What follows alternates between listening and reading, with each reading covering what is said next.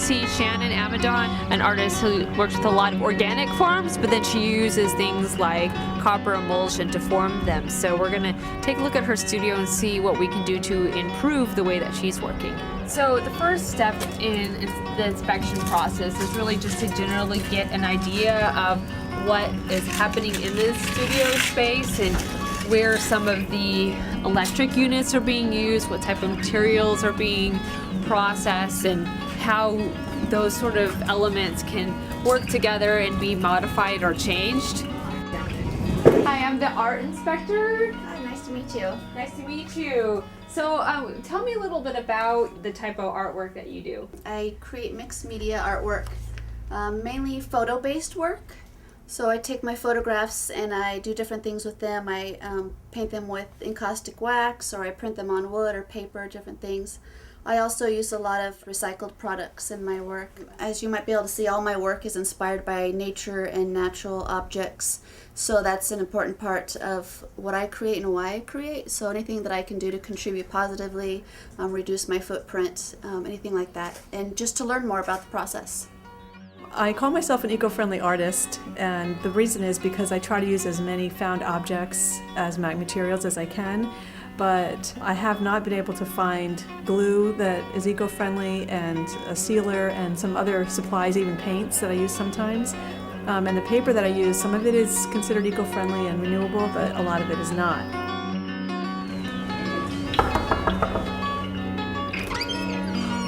Hi, Christine. Hi. I'm Danielle. I'm the art inspector. So good to meet you. Nice to meet you. Can I come in? Please come in. I've been waiting for you. Thank you. Yeah.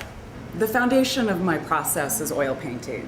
You know, I'm using terpenoid and I'm using linseed oil. Solvents are kind of gross.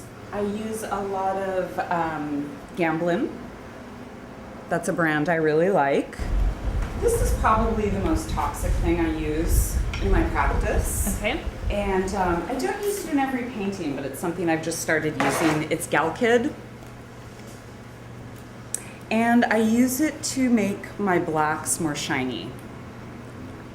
I started using this and I actually get headaches after using it. Whew.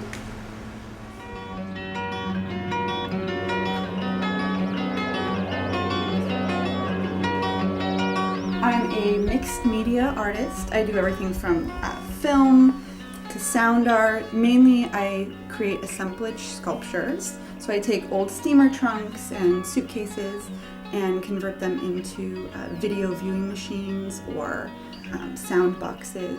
The reason we look at a variety of artists as opposed to just one specific type is that this really is also to show artists out there who haven't had these inspections done what other ones that are working in similar ways are doing, and then how they're looking at their process and how that they can change. Because sometimes we don't know what these products actually do to us. So we have no reading on that, so that's good. And then we're going to do one reading of the Van Dyke. The chemicals that you're using, they're pretty bad for the environment, but they're not as bad for you, which is actually where a lot of artists are right now. A lot of chemicals have changed, especially for working with artists, but there's certain proper ways to dispose of them that you have less of an impact, but again, they are still going back into a hazardous waste facility. So something to think about in your process is the chemicals that you're using. And we'll look into other ways that you can get some of the same outcomes, but without having to use the same products.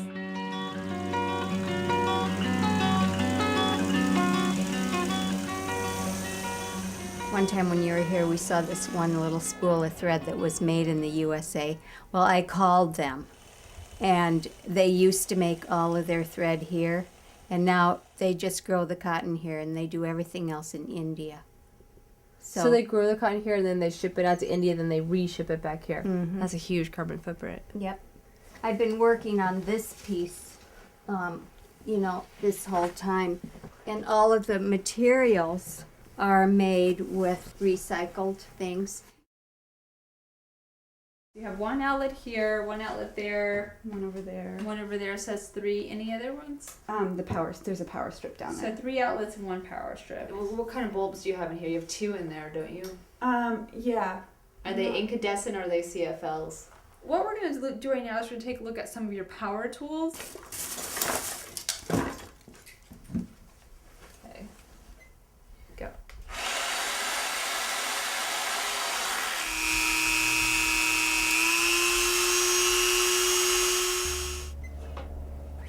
Okay, and what speed do you normally have it on? That's usually what I have it on. Okay. Yeah. We're gonna just time it for about 1 minute. Overall, the way that your studio is structured, it's actually pretty efficient in terms of not letting air escape in and out, because you do have insulation, you do have double pane windows. You are using CFLs and fluorescent lighting. You do have too many outlets. That is a big power suck. Yeah. And you do have some leakage in the doors. The materials you're working with can be modified.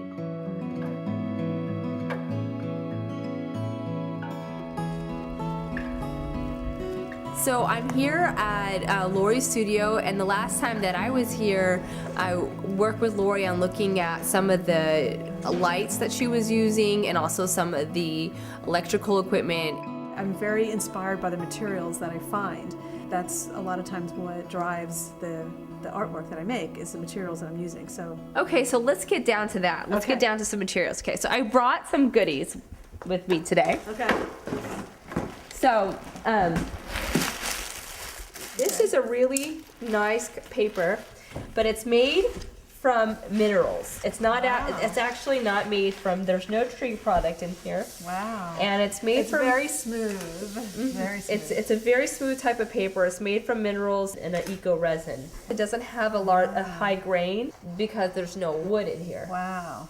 I did bring you a panel of FSC certified wood. And it's an organization that actually goes to where the wood is logged and makes sure that it's logged, number one, legally, and that it's also logged sustainably. You can get this sort of stuff at any of your lumber stores. You can have it cut to size.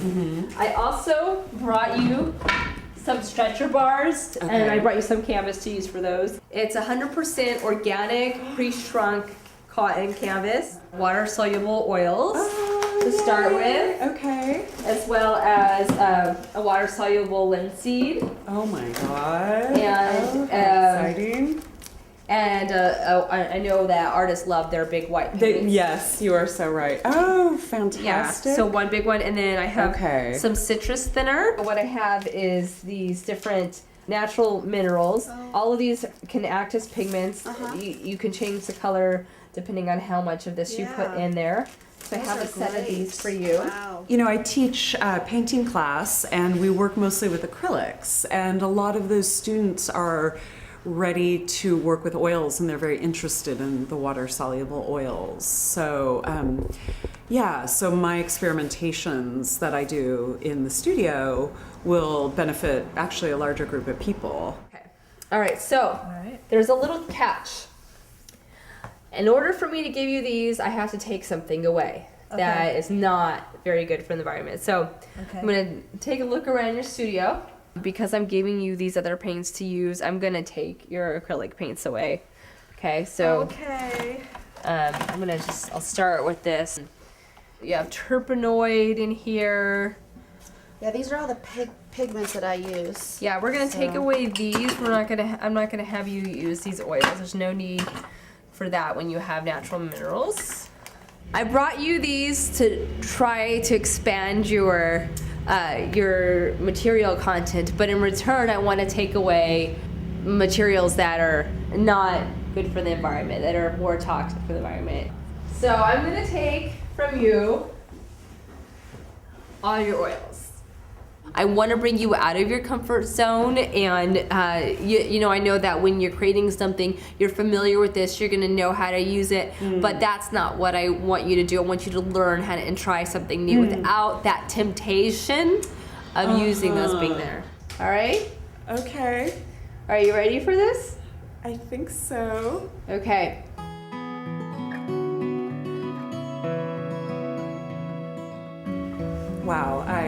I didn't know she was going to take my materials.